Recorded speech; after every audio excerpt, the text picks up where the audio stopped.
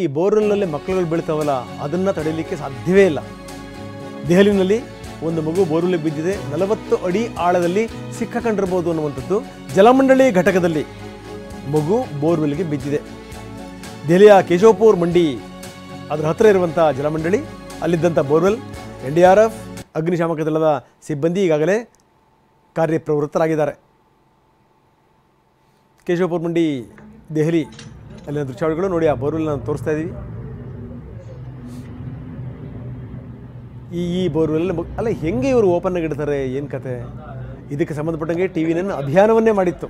ಪ್ರಶ್ನೆ ಬೇರೆ, ಯಾಕಂದರೆ ಮೇಲಿಂದ ಮೇಲೆ ಮಕ್ಕಳುಗಳು ಬೀಳೋದನ್ನು ನೋಡಿ. ಅದು ನೋಡಿದ್ರೆ ಎಲ್ಲೊಂದು ಕಡೆಗೆ ತವಾ ನೋಡ್ದಂಗೆ ಆಗುತ್ತೆ ಹಿಂಗೆ ನೋಡಿದ್ರೆ. ಆದರೆ ಒಳಗಡೆಗೆ ನೋಡಿ ಆಳ 40 ಅಡಿ ಆಳದಲ್ಲಿ ಸಿಕ್ಕಾಕೊಂಡಿರಬಹುದು ಅನ್ನುವಂಥ ಮಾತುಗಳು ಕೇಳಿಬರ್ತಾ ಇದೆ. ಇನ್ನು ಇದಕ್ಕೆ ಈಗಾಗಲೇ ಶುರುವಾಗಿದೆ ಕಾರ್ಯಾಚರಣೆ. ಒಂದು ಕಡೆಯಿಂದ ಎಲ್ಲವನ್ನೂ ಕೂಡ ಮಣ್ಣು ತೆಗಿತಾ ಬರ್ತಾರೆ. 40 ಅಡಿ ಆಳಕ್ಕೆ ಹೋಗಿ ಅಲ್ಲಿ ಪೈಪನ್ನು ಕತ್ತರಿಸಿ ಅಲ್ಲಿಂದ ಮಗುವನ್ನು ಇದು ಮಾಡಬೇಕು. ಈಗ ಅದ್ರ ಮೇಲ್ಗಡೆಯಿಂದ ಪೈಪನ್ನು ಕೂಡ ಬಿಟ್ಟಿದ್ದಾರೆ.